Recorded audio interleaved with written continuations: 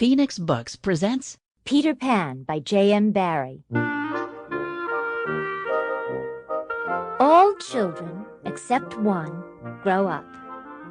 They soon know that they will grow up, and the way Wendy knew was this. One day, when she was 2 years old, she was playing in a garden, and she plucked another flower and ran with it to her mother. I suppose she must have looked rather delightful, for Mrs. Darling put her hand to her heart and cried, "Oh, why can't you remain like this forever?" This was all that passed between them on the subject, but henceforth Wendy knew that she must grow up. You always know after you are 2. 2 is the beginning of the end. Of course, they lived at 14. Wendy came first, then John, then Michael. Mrs. Darling loved to have everything just so, and Mr. Darling had a passion for being exactly like his neighbors, so of course they had a nurse. As they were poor, owing to the amount of milk the children drank, this nurse was a prim Newfoundland dog called Nana, who had belonged to no one in particular until the Darlings engaged her.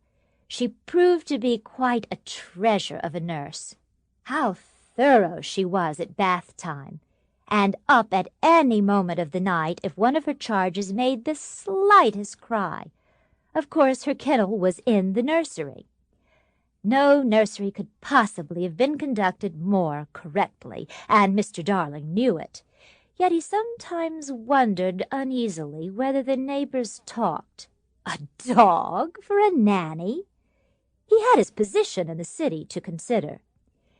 Nana also troubled him in another way. He had sometimes a feeling that she did not admire him.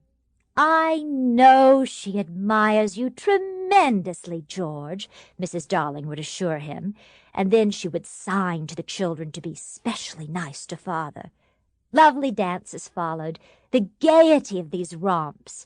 There never was a simpler, happier family until the coming of Peter Pan. Mrs. Darling first heard of Peter when she was tidying up her children's minds.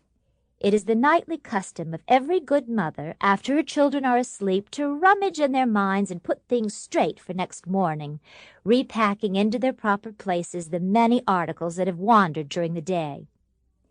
Occasionally, in her travels through her children's minds, Mrs. Darling found things she could not understand, and of these... Sample complete. Ready to continue?